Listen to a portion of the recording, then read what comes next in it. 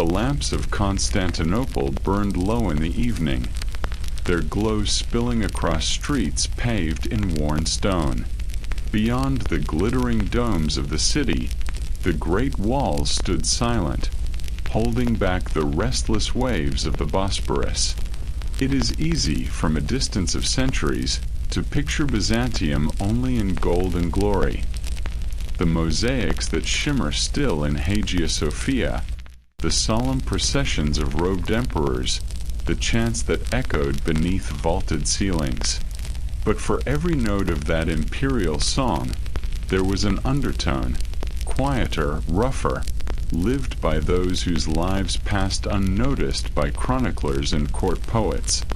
In this city of saints and generals, merchants and monks, there were also those whose survival was earned by selling what the empire's laws condemned, yet could never banish. Behind shuttered windows and down narrow, oil-lit lanes, there existed a world both hidden and essential, a place where desperation met desire, where moral codes blurred, and where the line between power and ruin was thin as a veil. Tonight, we will wander there. We will begin in the shadows of a Byzantine brothel, where the scent of incense masked the staleness of the air, and each knock at the door might mean survival or danger.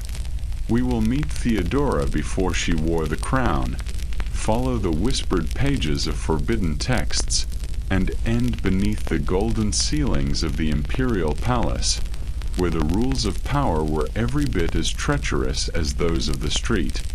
Let us step softly. The marble may be cold, the candles faint, but history here still breathes. The quarter is quiet in the early hours, but it is not the silence of peace. It is the pause between two kinds of noise. Soon, the sound of carts will begin again, iron-rimmed wheels rolling over uneven stones. The first bread sellers will call out from doorways, their voices carrying over the rooftops. But for now, the street is still, save for the slow dripping of water from a broken eave into a shallow puddle. You stand here, in the kind of lane that guides to no public square, no grand basilica. The cobblestones are worn, and the buildings lean toward one another as if sharing their secrets. Timber frames, patched with plaster, show dark stains where rain has worked its way down over years. Laundry lines sag between upper floors, faded linen shifts, a torn shawl, a length of plain cloth that might later be turned into a work dress. Behind one of these doors, a brothel is stirring.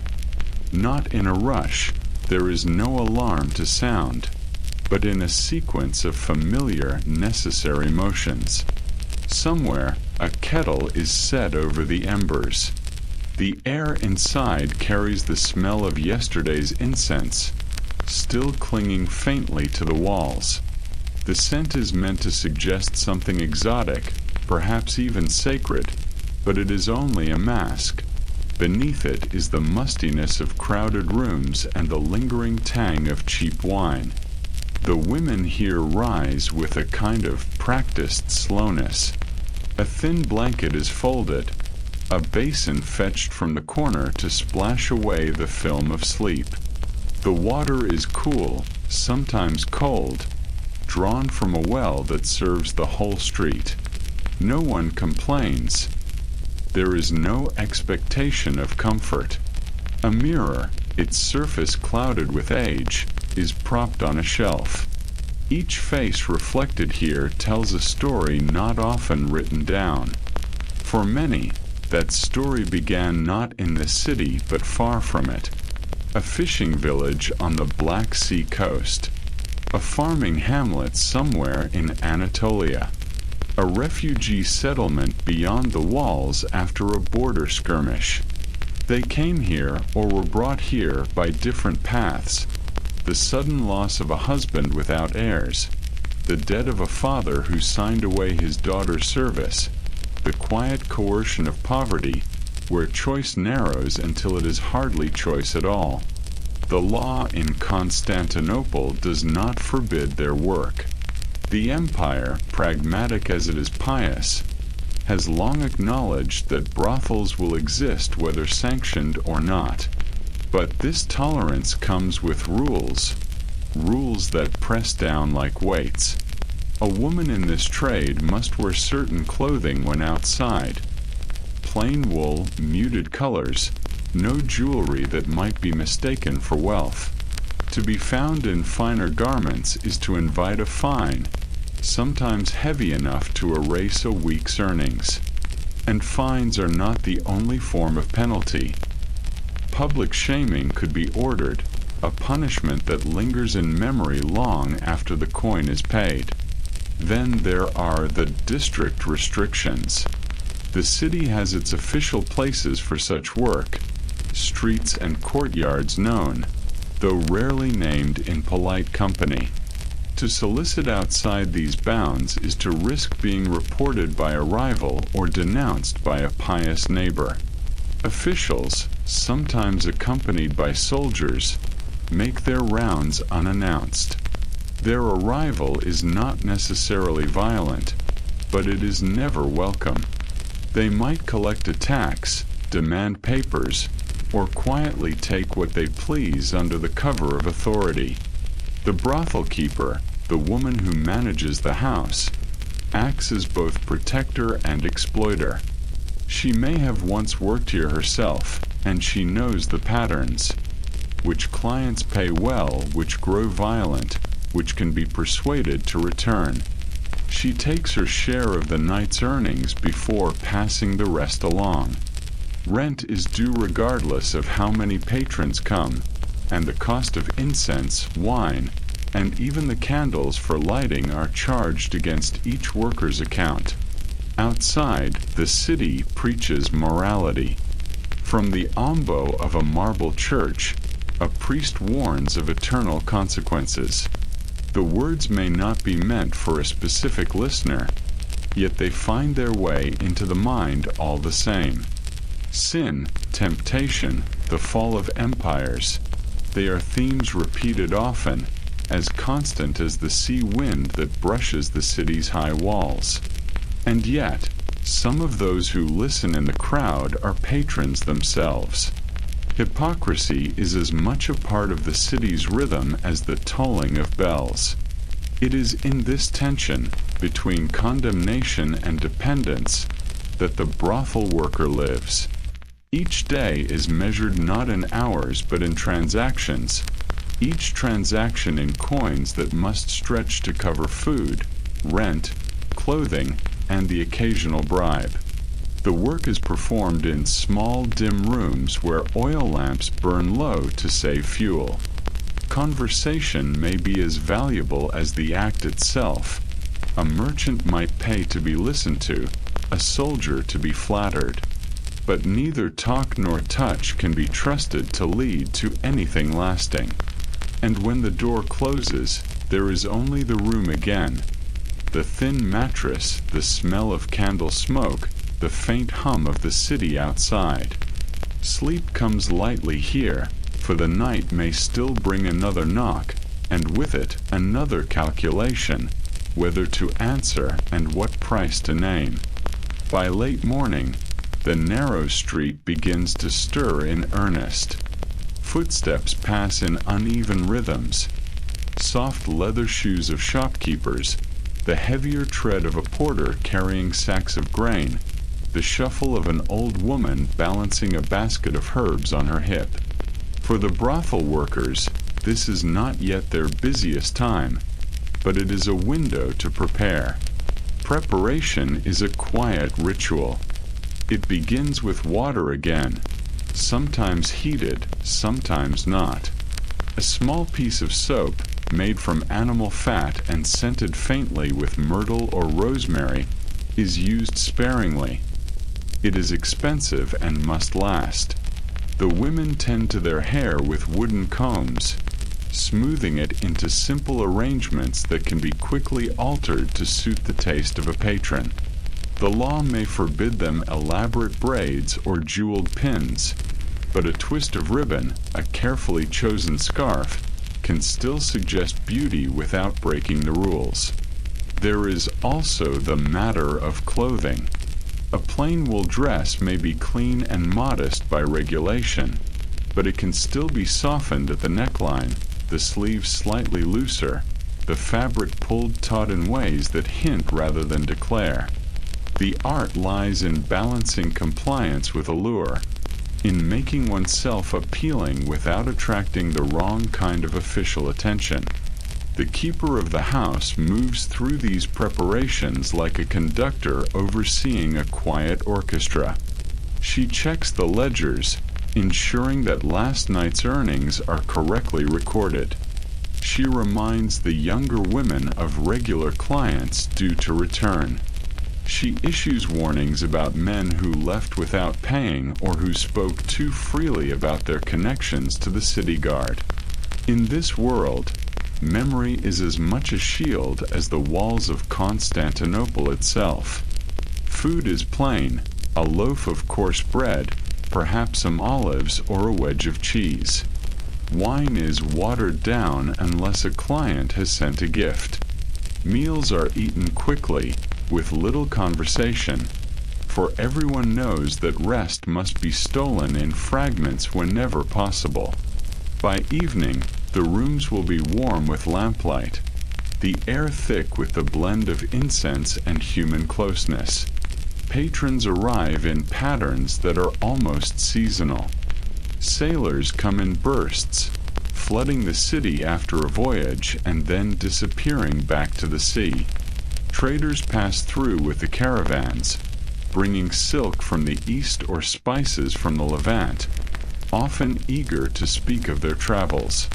Local men, craftsmen, shopkeepers, lower officials, make up the steady rhythm in between. Some visit openly, their presence an open secret.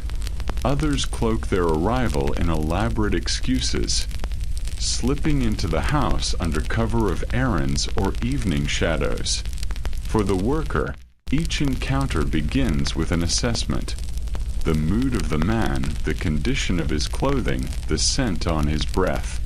A wealthy merchant, flush with profits, might be generous without asking much in return. A soldier on leave might be eager for laughter and drink, careless with his coins. A man already softened by wine could be easily angered if a jest is misunderstood. In this trade, danger is never far.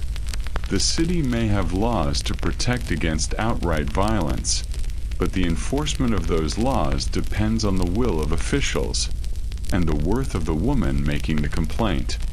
A brothel worker could not count on the same justice afforded to a merchant's wife or a noble's daughter.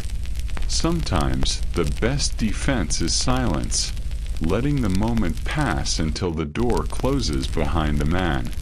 Disease, too, lingers as an unspoken threat. The knowledge of physicians is incomplete, their remedies often a mixture of faith and guesswork. Remedies are passed among the women themselves, infusions of herbs, powders to be mixed with wine, whispered advice from an older worker who claims to have learned it in another city. Whether these methods help is uncertain, but in a world with few certainties, even hope can be a kind of medicine. And always there is the matter of money. Coins change hands, but they change hands again before they can settle into security. Rent is paid to the keeper, a portion to the landlord. The price of food, of candles, of incense is deducted.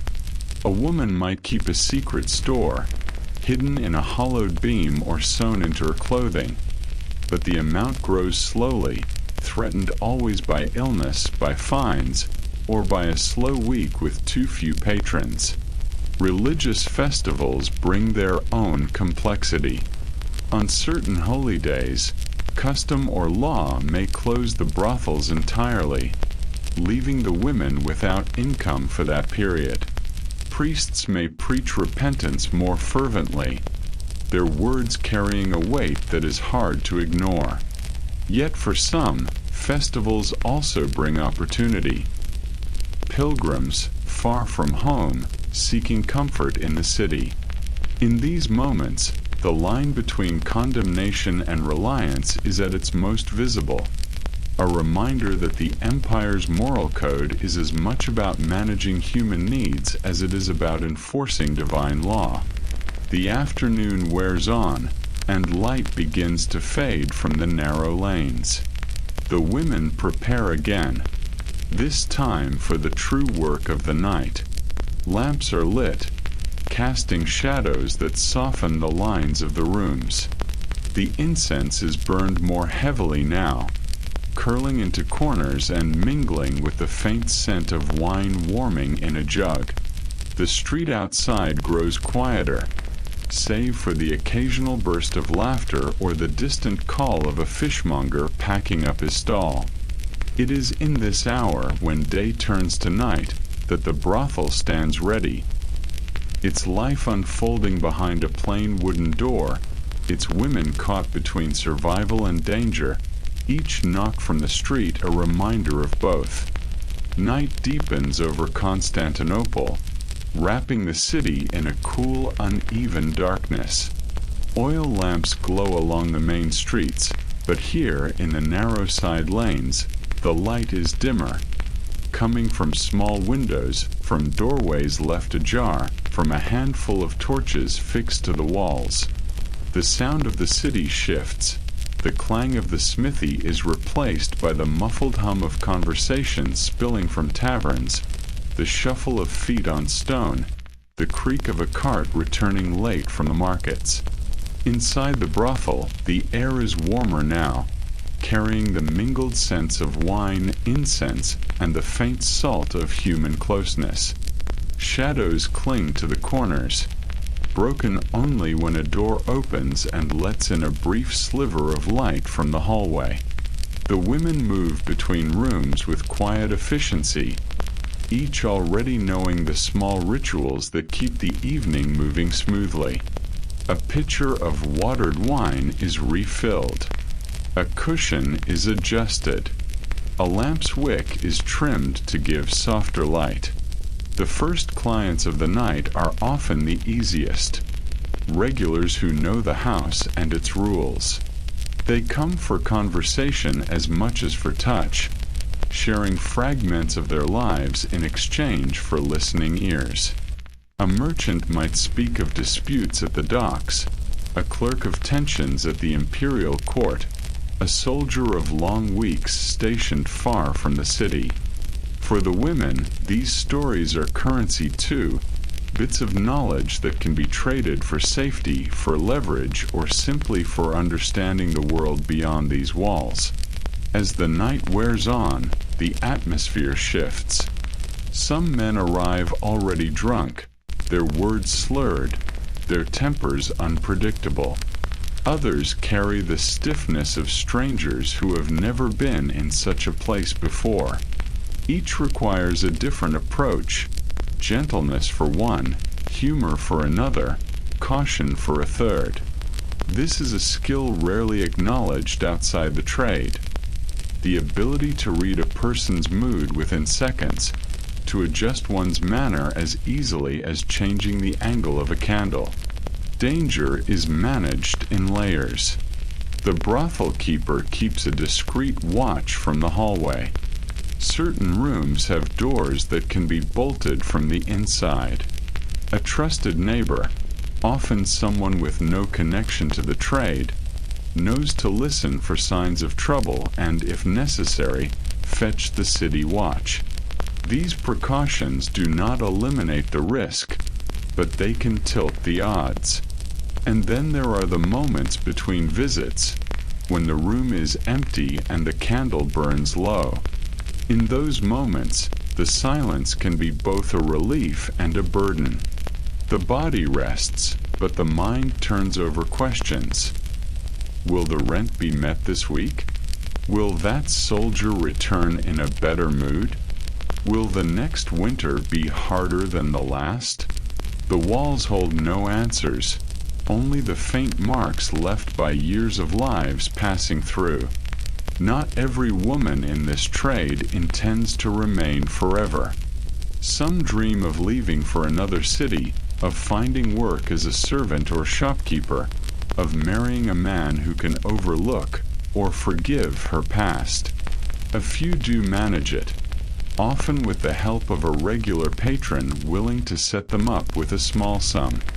Others find their way into different corners of the city's underworld, running taverns, managing houses like this one, or dealing in goods that pass quietly from hand to hand. Yet the path out is narrow, and the return is always possible. The city is large, but its networks are close-knit. A face recognized in the wrong place can close doors faster than they open. And so, for most, the work continues. Day after day, night after night, measured in coins and small calculations, in the balance between what must be given and what can be kept. Beyond these walls, the empire moves on in its grand cycles. Emperors rise and fall. Wars are fought on distant frontiers. Processions wind through the streets in honor of saints or victories. But here, in the dim rooms of a brothel, history feels smaller, more personal. It is measured in the steps from bed to door, in the sound of coins on a wooden table, in the closing of a latch at the end of the night. By dawn, the city will be waking again. The bread sellers will return to their posts. The first carts will rattle past, carrying goods to the markets. The brothel will grow quiet, its rooms dim once more, the women retreating to their corners to rest. Another night survived, another day beginning, not marked on any imperial calendar, but part of the life of the city all the same. For the brothel worker, survival is a kind of victory, even if it is never celebrated. The gold of the mosaics in Hagia Sophia may be only a few streets away, but it belongs to another world, one that glitters from afar yet remains out of reach. Here the light is softer, the air thicker, the days uncounted except by the measure of what they cost and what they earn. The story of Theodora's rise is told most often as a transformation. From the shadowed corners of the theater and the brothel to the dazzling light of the imperial court. But in truth, the path was neither sudden nor simple. It was a climb made in careful steps, each one shaped by the realities of a city where reputation could be both a weapon and a wound. She was born not into nobility, but into the lower ranks of Constantinople's restless working class. Her father, Acacius, was said to be a keeper of animals for the hippodrome, those half-wild bears and leopards brought out for the crowd's entertainment. Her mother, whose name has faded into the margins of history, is thought to have been an actress herself. In Byzantium, that word carried more weight than we might imagine today. An actress was not merely a performer of lines and gestures. She was a figure bound up with the city's appetite for spectacle, an entertainer in a culture where the boundaries between performance, dance, and the trade of intimacy were blurred. For a young girl in such a household, the hippodrome was an early teacher. Theodora would have grown up within sight of its vast stone seating, its chariot races that drew tens of thousands, its factions whose rivalries sometimes spilled into the streets. Here she would have learned the value of presence, how to hold attention, how to measure the mood of a crowd, how to turn a glance or a gesture into a kind of currency. But performance was not protection. In Byzantium, The life of an actress or courtesan was one of constant negotiation with both desire and danger. Audiences could be fickle, and patrons more so. Behind the cheers of the hippodrome lay a world of whispered arrangements, of gifts given with unspoken expectations, of favors owed and collected. Theodora entered this world young. Procopius, the historian who would later write of her in both praise and venom, claimed that she performed comedic sketches and dances from her early teens. These accounts, colored by his own bias, must be read with caution, but they hint at a truth, that her beauty and sharpness of wit quickly became her tools for survival. She was not alone in this. The troupe to which she belonged was a small community, bound together by shared hardships and occasional successes. They traveled at times to other cities, Nicomedia, perhaps Antioch, performing for provincial governors and their guests. Such travel brought new opportunities, but also new risks.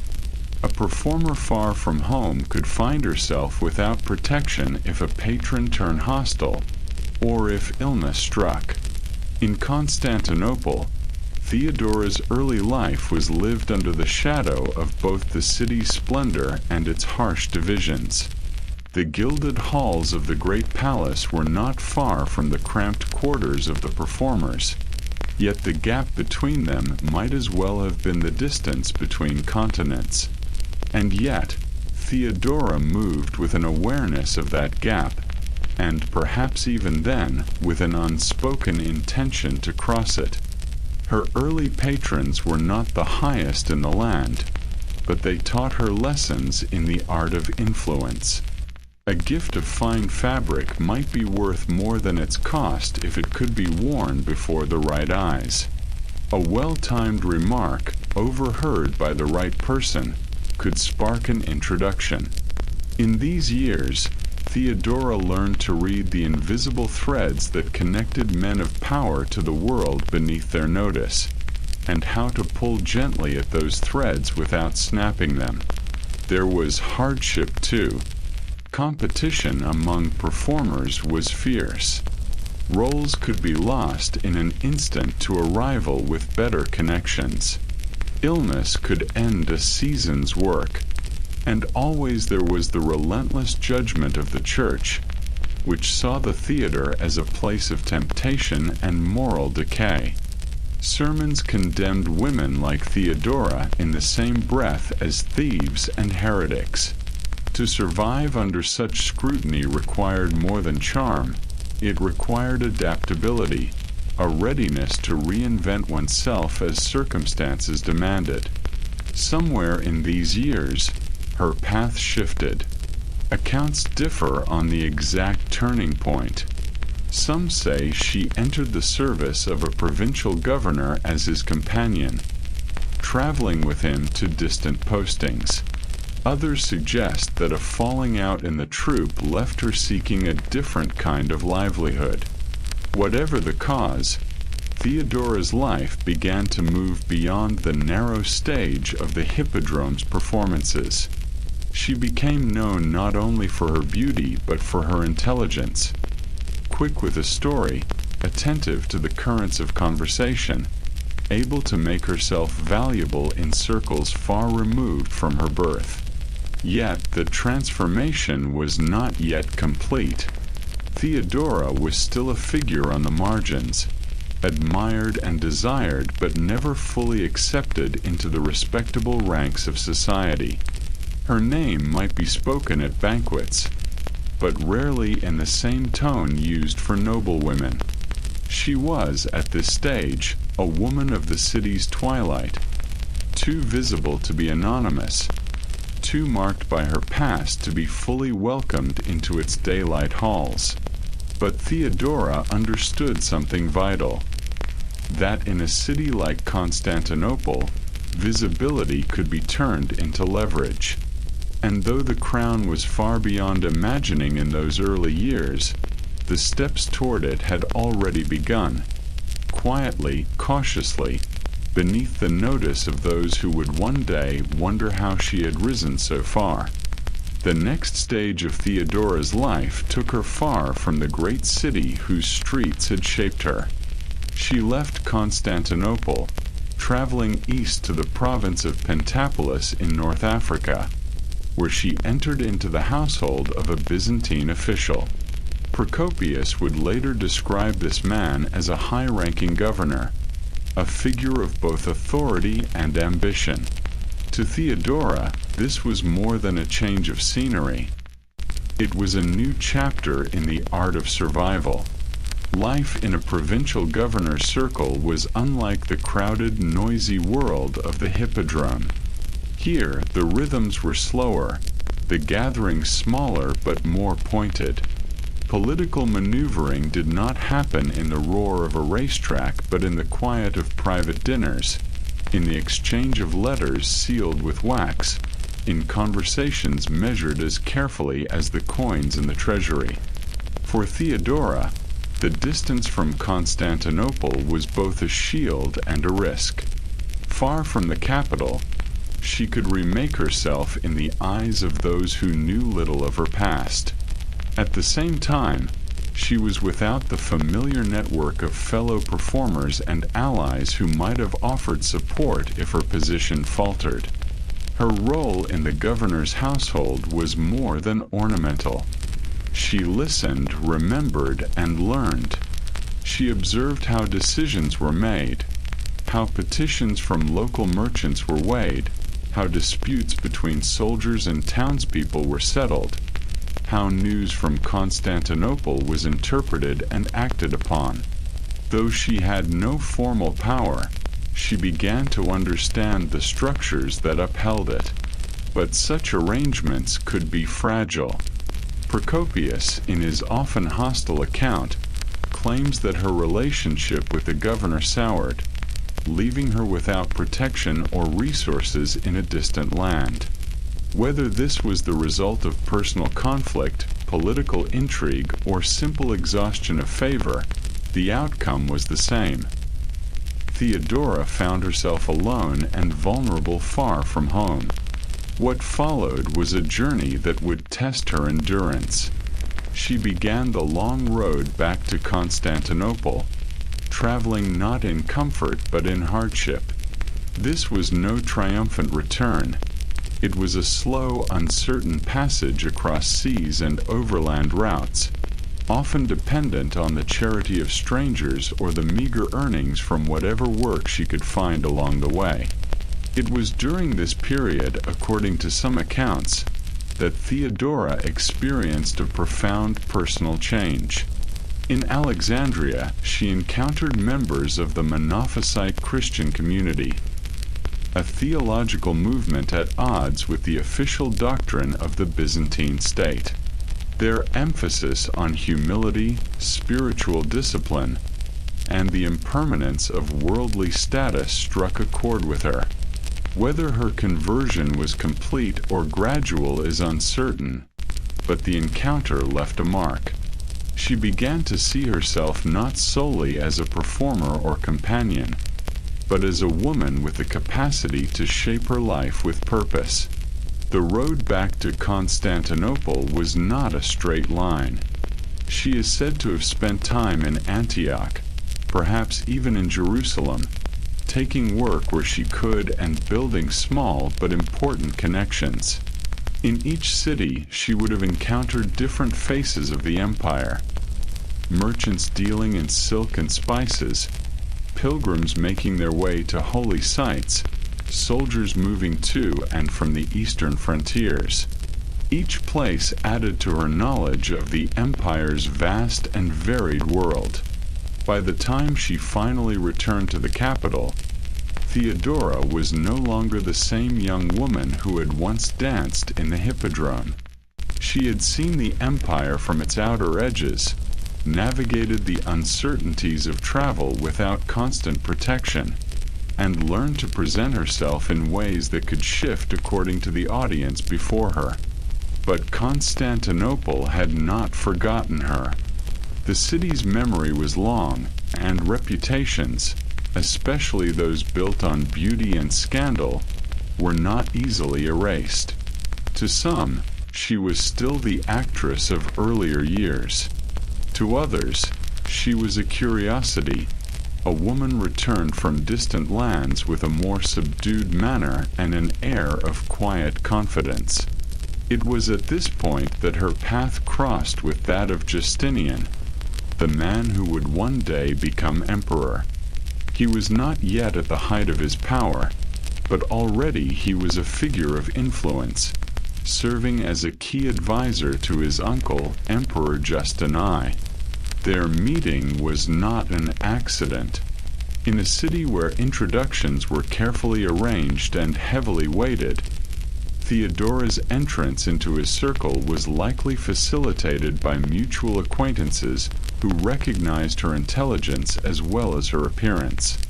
Justinian was captivated, not simply by her beauty, but by her sharp mind and the clarity with which she expressed her thoughts.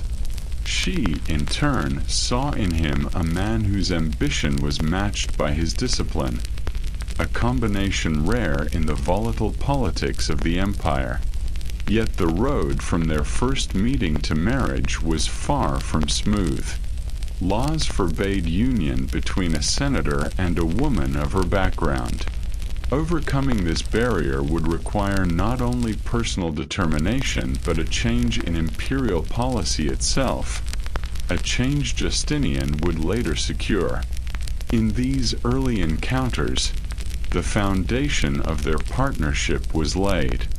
Theodora had climbed far from the narrow rooms of her youth, but she carried with her the lessons they had taught, that survival depends on adaptability, that influence begins with observation, and that every step forward must be anchored in both patience and precision. Theodora's return to Constantinople did not mark an immediate leap into power. In many ways, the years after her meeting with Justinian were a test, a slow and deliberate building of trust between them, and a careful reshaping of her public image. For a woman with her past, image was everything. Theodora could not erase her earlier life in the theater and brothel, but she could frame it differently. She appeared less in the bustling social spaces where performers mingled with the city's merchants and soldiers, and more in the quieter gatherings of those close to the imperial household. Her clothing became simpler, yet finer in quality, a subtle signal that she had moved beyond the garish costumes of the stage without trying to imitate the splendor of the nobility. Her intelligence became her most valuable currency. Justinian, known for his disciplined mind and almost ascetic lifestyle, valued conversation that ranged from theology to law to the state of the empire's borders. Theodora proved herself a quick study in all these matters. She listened intently when court officials spoke of disputes in distant provinces. She asked questions about the legal codes Justinian was working to reform. She could debate points of doctrine with the ease of someone who had lived among both the Orthodox and the Monophysite faithful. Her influence grew quietly at first, felt more in the advice she gave Justinian than in any public act. She understood the weight of words in court politics, the importance of timing, of saying just enough to shape a decision without appearing to demand it. Those who met her in this period sometimes underestimated her, seeing only the beauty that had first drawn attention years before. But those who listened closely found a woman capable of speaking with precision, of guiding a conversation as skillfully as she might have once guided the mood of a performance. The obstacle to their marriage, however, was not merely public opinion. It was the law itself. Byzantine law, echoing Roman tradition, barred men of senatorial rank from marrying actresses or women associated with the sex trade. It was an old regulation, meant to preserve the dignity of the upper classes. For Justinian, who was determined to marry Theodora, this barrier was both legal and symbolic. In 525, the law was changed. Whether this amendment was driven solely by Justinian's will or by a broader shift in imperial policy is still debated by historians. What is certain is that the change cleared the way for their union. Shortly after, Justinian and Theodora were married, and her place beside him was formally recognized. The marriage was more than a personal union. It was a political signal. It declared that the emperor's nephew, heir to the throne, valued merit, intelligence, and partnership over the rigid boundaries of birth and status. For Theodora, it was the culmination of years of calculated movement through the empire's social hierarchy. Yet it was also the beginning of a far greater challenge: life at the very heart of imperial power. In the years leading up to Justinian's accession in 527, Theodora became increasingly visible in court life. She participated in formal audiences, attended religious ceremonies, and was seen alongside Justinian in processions through the city. The people of Constantinople, ever attuned to the dramas of their rulers, watched closely. Some admired her rise, seeing in it a kind of justice for the ambitious and capable. Others whispered their disapproval, clinging to the stories of her past. Theodora navigated these undercurrents with the same balance she had once used to survive the brothel and the theater. She did not deny who she had been, but she refused to let that past define her role in the present. In public, she projected dignity, piety, and a sense of inevitability, as though her place at Justinian's side had been destined from the start. By the time Justinian was crowned emperor, Theodora was already more than a consort. She was a trusted advisor, a political actor in her own right, and a figure whose authority would only grow in the years to come. The streets she had once walked as a girl in plain will now lay beneath her gilded litters. The rooms where she had once bargained for survival had been replaced by chambers draped in silk, where decisions affecting the empire's future were quietly shaped. And yet, for all the gold and ceremony, Theodora's rise was rooted in the same truths she had learned in her earliest years: that survival depends on understanding power, that influence flows as much from perception as from possession, and that every step in the climb is a preparation for the one that comes next. Her story before the crown is not simply one of hardship overcome. It is a study in transformation, in the deliberate shaping of a life against the odds. It is the tale of a woman who, long before she wore the imperial diadem, had already mastered the art of ruling herself. The Byzantine Empire was a realm of words as much as of walls. Its stone fortifications might guard the city's body, but its scrolls, codices, and letters guarded its mind. The scriptoria of Constantinople, quiet rooms filled with the faint scratch of reed pens, produced not only the works of holy fathers and imperial decrees, but also writings that moved along quieter channels. Among these were the texts that spoke of love, desire, and the governance of intimacy, works both practical and poetic, sometimes tolerated, sometimes condemned. One such collection, whispered of in certain corners, became known to later ages as the Erotica Biblia, the Books of Love. The name is misleading if taken too literally. These were not bound volumes with a single author's name on the first page. Rather, they were a scattered body of writings, gathered over centuries, copied in parts, sometimes disguised among more acceptable treatises. Their origins lay not only in the Greek-speaking world of Byzantium, but in the older traditions of Rome, Alexandria, and even further east, in the manuals of India and the poetry of Persia. In Constantinople, such works occupied a space between the accepted and the forbidden. The Church's official stance was clear. Physical love belonged within marriage, and its details were not a matter for public writing.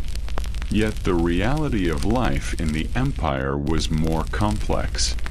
Wealthy patrons commissioned illustrated manuscripts of ancient poetry, some of it unabashedly sensual. Physicians wrote about the body in terms both clinical and suggestive. Poets slipped verses into their collections that were as much about longing and pleasure as they were about virtue. The erotica biblia, if we use the term broadly, was not merely about seduction. It included advice on maintaining affection in marriage, on avoiding jealousy, on reconciling after quarrels. Some sections were almost philosophical, meditating on the nature of attraction and the tension between spiritual ideals and earthly bonds. Others were practical to the point of frankness, describing clothing, perfumes, gestures, and even recipes for ointments meant to enhance desire. Because of their ambiguous status, these writings moved in quiet ways. A scholar might keep a copy hidden among his theological notes. A midwife might preserve a fragment in her personal collection, valued for its knowledge of the body. A wealthy woman, literate and curious, might request a transcription from a trusted scribe, knowing it was not the sort of book one displayed openly. The Byzantines had long inherited from the ancient world the idea that knowledge, once written, could never be entirely destroyed. A banned text could still survive in the margins of another manuscript, or in the memory of someone who had read it before the ban. And so, even as bishops and emperors issued edicts against certain works, the quiet current of their survival continued. Illustrations were rarer and riskier. The artistic style of the empire, formal, iconic, steeped in religious symbolism, was not well suited to depicting the body in explicit ways. Yet some copies of ancient works retained small images, lovers exchanging a glance, a hand reaching for another beneath the folds of a cloak, a banquet scene in which the tilt of a cup and the curve of a smile spoke more than words could. These images were subtle enough to escape condemnation if taken at face value, yet they carried meaning for those who knew how to read them. For Theodora's Byzantium, the presence of such writings was both a curiosity and a quiet challenge. The empire's moral laws were enforced most strictly against the lower classes, while the wealthy could more easily shield themselves from scandal. A senator's household might contain manuscripts of ancient love poetry, discussed in learned tones, while a poor bookseller could face ruin for selling the same verses to the wrong customer. The erotica biblia was not the only category of forbidden text. Alongside it were the love charms and incantations, often written on thin sheets of lead or parchment, folded and hidden in places where the intended target might pass. These might call upon saints, angels, or older, less orthodox powers to bring two people together or to break the bond between rivals. Though the Church condemned such practices as superstition, their persistence suggests that desire was as strong a force in the empire as faith or ambition. In the quiet of a scribe's workshop, one could imagine a page of Psalms lying beside a fragment of an older, more worldly text, both written in the same careful hand. In the eyes of the empire, One was the path to salvation, the other a potential cause for confession. But in the life of the city, both were part of the same human story, the longing to understand love, to master it, and to preserve its secrets in ink. If one wished to find the Erotica Biblia in Constantinople, it was rarely a matter of asking directly. Even in the more worldly quarters near the harbor, discretion was the rule. You might begin in the bookstalls along the Misi, where volumes of sermons and histories were displayed openly, but where certain vendors had a reputation for supplying rarer works. The search would not be for a book of love, but for a particular poet, a certain commentary, a translation said to have been made in Antioch or Alexandria. The merchants of the book trade were practiced in caution. Some kept their more questionable stock hidden in wooden chests, brought out only for trusted clients. Others arranged the exchange through intermediaries, a scribe, a student, or a household servant who could carry the item without attracting notice. Payment might be in coin, but sometimes it was in kind. A service rendered, a debt forgiven, a connection to someone in authority who could be relied upon to look the other way. What these texts contained depended greatly on their origin. A manuscript copied from ancient Greek sources might preserve the playful, sometimes bawdy humor of the classical world, filled with verses that celebrated physical beauty, clever conversation, and the fleeting nature of desire. A work translated from Persian or Arabic traditions could be more elaborate, weaving practical advice into tales of courtship and adventure, where the arts of love were part of a larger vision of refinement and culture. The Byzantines themselves added layers of commentary. A scribe might append moral cautions to an older text, reframing it as a warning rather than an encouragement. A physician might copy sections that dealt with herbal remedies or massage techniques, omitting the more poetical parts to claim a purely medical purpose. In this way, fragments of the Erotica Biblia could pass through the hands of the cautious without drawing official suspicion. The imperial court, for all its piety, was not immune to curiosity.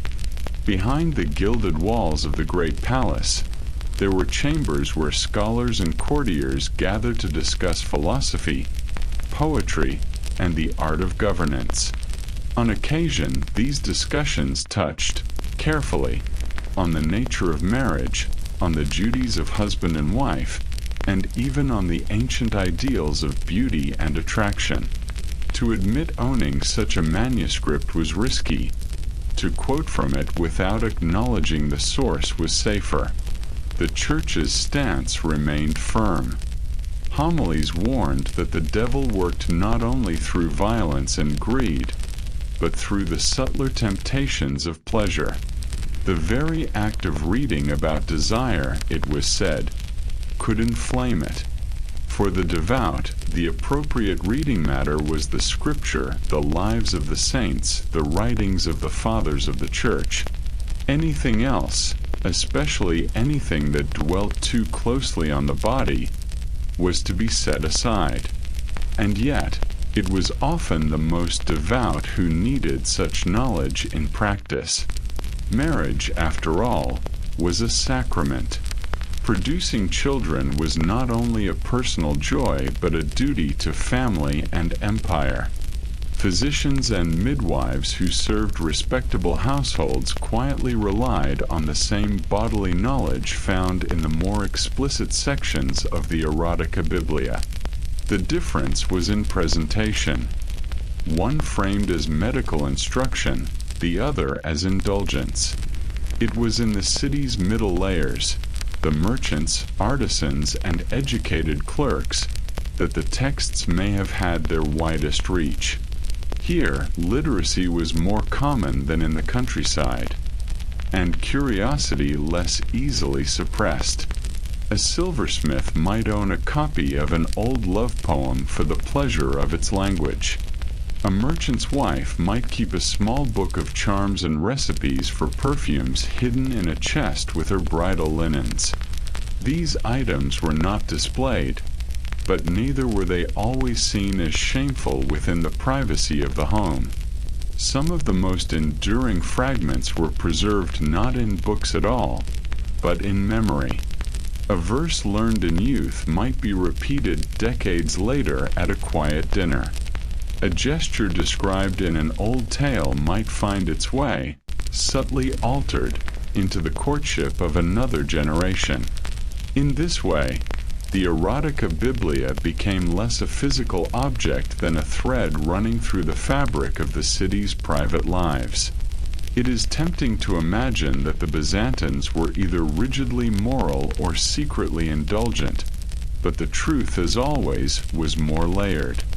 The same hand that copied the Psalms might also trace out the verses of a love poem.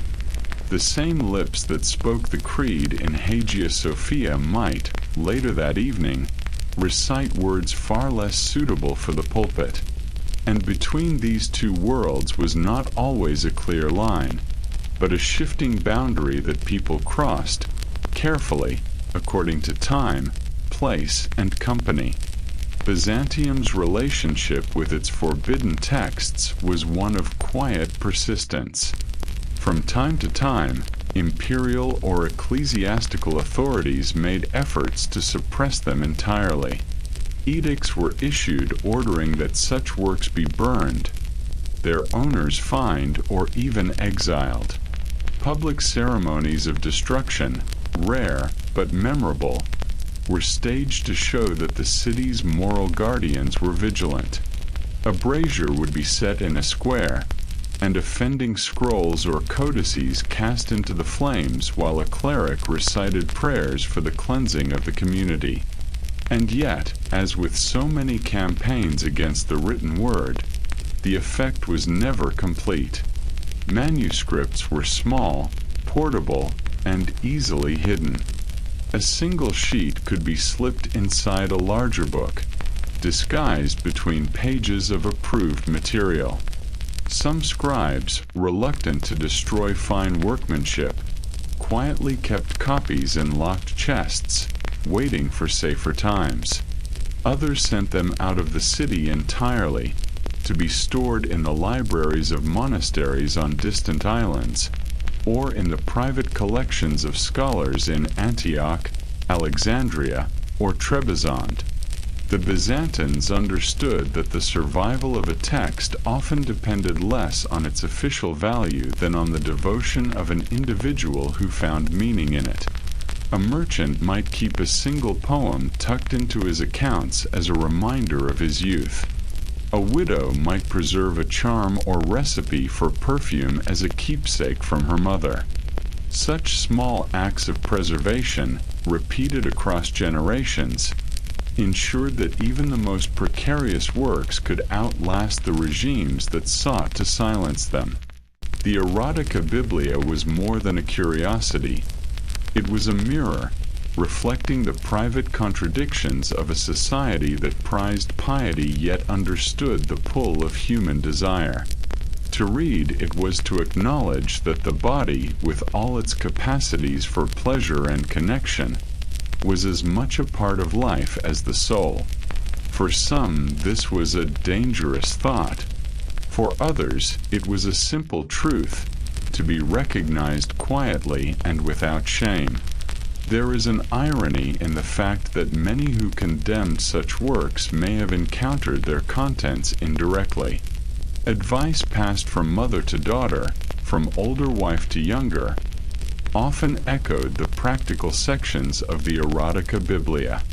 Remedies for increasing fertility, methods for easing discomfort, and even suggestions for fostering affection were preserved in the oral traditions of households. The words might change, but the knowledge remained. Occasionally, a fragment of one of these texts would surface in a surprising place. A scholar copying a history of the reign of an earlier emperor might slip in a poetic aside, drawn from memory. A marginal note in a medical treatise might recall an older source no longer acknowledged. Even the empire's vast collections of classical literature, kept in the libraries of the great palace and major monasteries, likely concealed more of these survivals than their catalogues admitted. For those who sought them out, the forbidden texts offered not only instruction but a sense of connection to the past. They linked the reader to the ancient world of Sappho and Ovid, to the philosophers who wrote of love as a form of wisdom, to the physicians who treated the body as both a physical and emotional being. In this sense, they were part of the empire's inheritance, no less than its law codes, its hymns, or its mosaics. And yet, their survival was always precarious. A shift in the balance of power, the zeal of a new patriarch, the whim of an emperor, all could change the climate overnight. What was quietly tolerated one year might be punished the next. Those who valued these works learned to adapt, to guard their treasures in ways as subtle as the knowledge they contained. By the time Theodora sat beside Justinian in the imperial palace, the Erotica Biblia and its kin had long since become part of the city's unseen library, a body of knowledge carried as much in memory and custom as in ink. The public life of the empire was one of law, ceremony, and faith, but in its private spaces, the older currents still moved, as inevitable as the tides of the Bosporus. To walk through Constantinople, past its bookstalls, its taverns, its perfumed bathhouses, was to pass through a city alive with unspoken histories. Some were carved into stone, others written in the gold of mosaics, and some were whispered from page to page, preserved in the careful strokes of a scribe's pen, waiting for the next pair of eyes to find them. The great palace of Constantinople was less a single building than a world in itself, a sprawling complex of halls, gardens, and chambers that stretched along the southeastern edge of the city, where the land fell away toward the blue waters of the Sea of Marmara. Approached from the ceremonial avenues, it seemed a place apart, removed from the noise and dust of the streets. Its gates opened not onto markets or squares, but into a carefully ordered space where every stone, every mosaic, spoke of the empire's claim to permanence. To enter the palace was to pass from one rhythm of life into another. Outside, the city moved in the steady hum of trade, worship, and politics. Inside, time was marked by ceremony. The day began not with the cry of street vendors, but with the tolling of the palace bells and the measured steps of guards changing watch. Courtiers moved through echoing corridors, their soft-soled shoes making little sound against the marble. The air was cool, touched with the faint scent of beeswax from the candles that lit the darker passages. For those who served here, the palace was both a place of honor and a labyrinth of rules. Rank was visible in every detail, where one was permitted to stand, which doors one could enter, even the colors one might wear. Eunuchs, the palace's indispensable intermediaries, were everywhere. They guarded entrances, oversaw the schedules of audiences, and carried messages between the emperor and the wider court. Their presence was a constant reminder that this was a space where intimacy and power were carefully managed, where access was currency, and where every meeting was shaped by protocol. The clothing of the court was as much a language as the spoken word. Senators wore long tunics edged with purple, the imperial color reserved in its richest shade for the emperor and empress themselves. Officials of the various departments, the treasury, The legal corps, the military offices, were distinguished by the embroidery on their mantles, the cut of their cloaks, the weight of the gold or silver clasps that fastened them. For those newly admitted to court life, learning this visual code was essential. A misplaced bow or a greeting given in the wrong order could mark one as ignorant, or worse, disrespectful. The heart of palace life was the audience with the emperor and empress. These gatherings, held in one of the great halls, were both political theater and genuine governance. The floor beneath was often laid in intricate marble patterns, while the walls shimmered with golden mosaics that depicted saints, victories, and the emperor himself in triumph. On such occasions, Justinian and Theodora would be seated on a raised dais beneath a canopy, surrounded by attendants. Petitioners, ambassadors, and high officials would enter in prescribed order, bowing deeply before speaking. Such ceremonies could be dazzling for visitors, but for those who lived within the palace, they were a regular, even exhausting part of life. Hours might be spent in preparation, polishing the marble floors, arranging the hangings, rehearsing the precise steps of the ritual. Every gesture, every pause, was meant to convey the dignity and stability of the empire. Yet beyond the public spaces lay the more private world of the palace, where the daily routines of the imperial household unfolded away from the eyes of most courtiers. There were gardens with shaded colonnades, where the empress might walk in the cooler hours. There were small chapels tucked between wings, where priests chanted the daily offices for the spiritual life of the household. Kitchens bustled with the preparation of meals for hundreds, from the simplest fare for servants to the intricate dishes reserved for the imperial table. In these more secluded quarters, the tone was less formal but no less ordered. Servants and attendants moved with practiced discretion, aware that any overheard conversation might one day be repeated in less friendly company. Gossip was a currency here, traded in whispers between those who dressed the empress, who guarded the emperor's bedchamber, who arranged the schedules of banquets and private meetings. Theodora, with her sharp understanding of human nature, was known to navigate this inner court with the same precision she brought to affairs of state.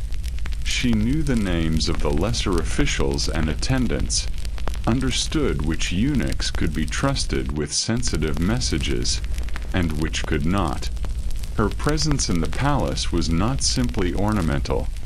She used its corridors as carefully as she once used the streets of the city, moving between alliances and decisions with an instinct for timing that many underestimated. Even in the grandeur of the great palace, life was not without its shadows. Rivalries between factions could flare suddenly, especially among the blues and greens, the great chariot racing teams whose influence reached far beyond the hippodrome.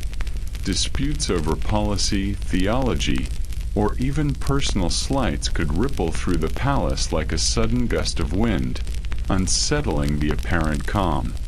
In such moments, the ceremonial stillness of the court was both a shield and a stage, hiding tensions while allowing each side to perform its authority.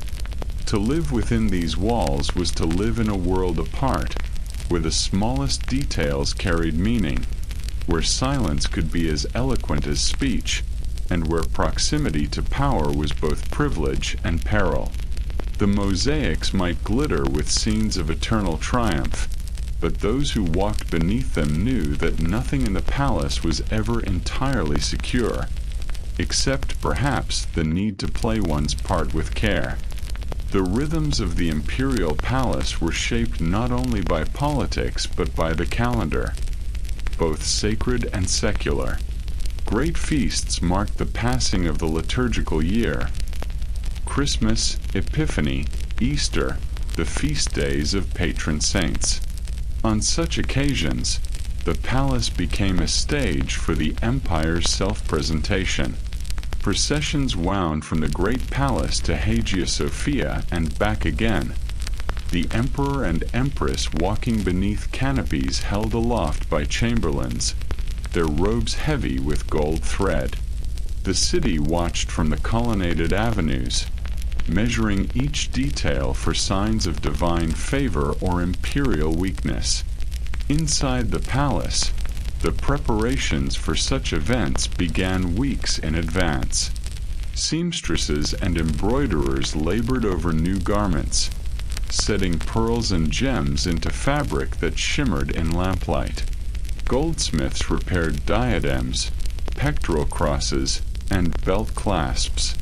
The kitchens planned menus that blended Byzantine tastes with influences from across the empire. Honey-glazed lamb from Anatolia, spiced fish from the Black Sea, dates and almonds from Syria. Even the arrangement of the dining couches and the sequence of dishes carried symbolic weight, reminding guests of the empire's wealth and reach. Banquets were more than displays of hospitality. They were instruments of diplomacy. Ambassadors from distant realms sat alongside generals and bishops, each placement at the table a carefully calculated signal. Theodora, ever attuned to the currents of influence, could alter the course of an evening with a single exchange. A quiet question to an ambassador's aide might hint at imperial interest in an alliance. A few words to a bishop could cool a brewing theological dispute. But the life of the palace was not all public grandeur. Much of its energy was consumed in the quieter, repetitive work of governance. The emperor's day was filled with audiences, hearing petitions from officials, reviewing military reports, examining proposed laws. Justinian's famously tireless nature meant that even after hours of formal ceremony, he would meet with advisors late into the night. In these sessions, Theodora often joined him, offering counsel on matters both political and personal. The empress's own duties were substantial. She managed her household, which numbered in the hundreds, from chamberlains to laundresses. She oversaw charitable foundations, hospitals, orphanages, and hostels for women, ensuring that imperial funds were spent as intended. In disputes among her attendants, she acted as arbiter, knowing that small quarrels could grow into dangerous feuds if left unresolved. Eunuchs formed the connective tissue of this world.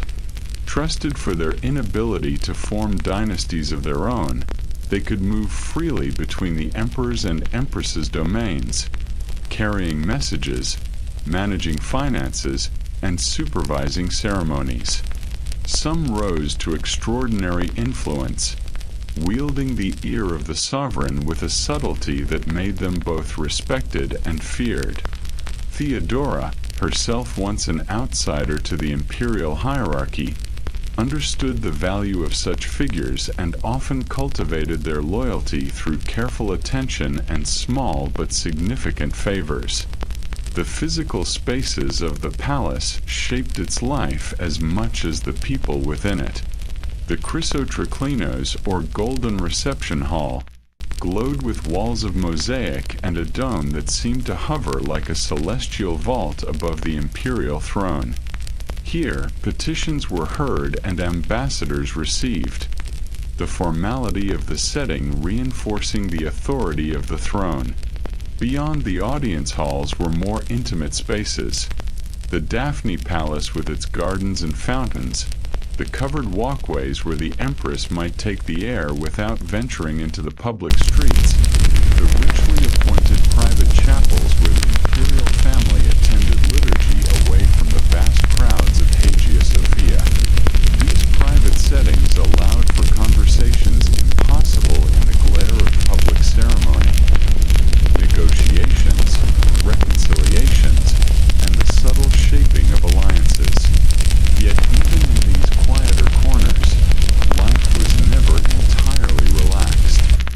servants moved silently, careful not to intrude on imperial speech. Guards remained at their posts, their eyes scanning not just for physical threats but for any sign of disloyalty among the household. The walls of the palace heard much, and discretion was as vital a skill as swordsmanship for those who served here. For Theodora, the palace was not merely a residence. It was a web of relationships, rituals, and symbols that had to be maintained with constant attention. She had lived in worlds where survival depended on reading a glance or catching the smallest change in tone. Here, those same skills served her in navigating disputes between generals, soothing wounded pride among bishops, or ensuring that a banquet ended with the mood the imperial couple desired. To the people of Constantinople, the great palace was an almost mythical place. Few would ever see its halls, yet its presence loomed over the city's imagination. Rumors of its intrigues and splendor circulated through taverns and markets, each retelling a blend of truth and invention. It was said that beneath its floors ran secret passages, that its gardens grew flowers found nowhere else in the empire, that its banquet tables could groan under gold and silver dishes enough to feed 1,000. The reality, as always, was more complex. The palace was indeed a place of beauty and wealth, but also of discipline, hierarchy, and the constant balancing act required to keep an empire intact. For those within its walls, Theodora most of all, its splendor was matched by its demands. Life in the great palace moved to a rhythm of ceremony and caution, but it was not immune to the unpredictability of human nature. Beneath the glittering surface of ritual, there were moments of tension, whispers of intrigue, sudden shifts in favor, the quiet withdrawal of a courtier who had fallen from grace. Here, status could be as fleeting as the applause of a crowd, and even the most favored guest at the imperial table might find themselves excluded the next season. Theodora understood this fragility better than most. She had climbed from the margins of the city to the highest seat beside the emperor, and she knew that the threads holding power together could be easily frayed. She cultivated alliances carefully, balancing the loyalty of old friends with the necessity of bringing new allies into her circle. A word of reassurance to a wavering senator, a gesture of generosity to a rival's household, even the subtle placement of a guest at a banquet. Each was a move in a long and deliberate game. For those who served within the palace, the challenge was constant. A chamberlain might spend years perfecting the art of passing messages without revealing their contents. A lady-in-waiting could rise in influence simply by becoming indispensable to the empress's comfort. Eunuchs, moving between the emperor's and empress's spheres, carried not only words but impressions. How a proposal was received, whether a gesture was genuine or performed. These impressions could shape decisions as surely as any formal report. The spaces of the palace themselves seemed to hold memory. A corridor where an alliance had been whispered into existence. A garden where a foreign ambassador had been quietly assured of imperial support.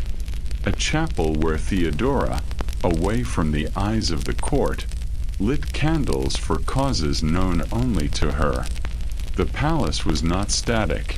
It was a living organism, its mood shifting with the people who inhabited it and the events that rippled through the empire beyond its walls. Yet for all its complexities, the daily life of the court could appear remarkably still to an outside observer. The same rituals repeated year after year.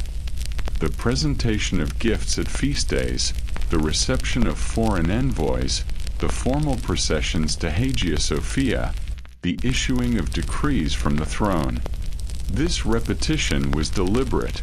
It conveyed stability, the sense that the empire, like its great palace, was eternal. Even when the city outside was shaken by riots, plague, or war, the court maintained its choreography. In this carefully constructed world, Theodora played her role with a precision born of survival.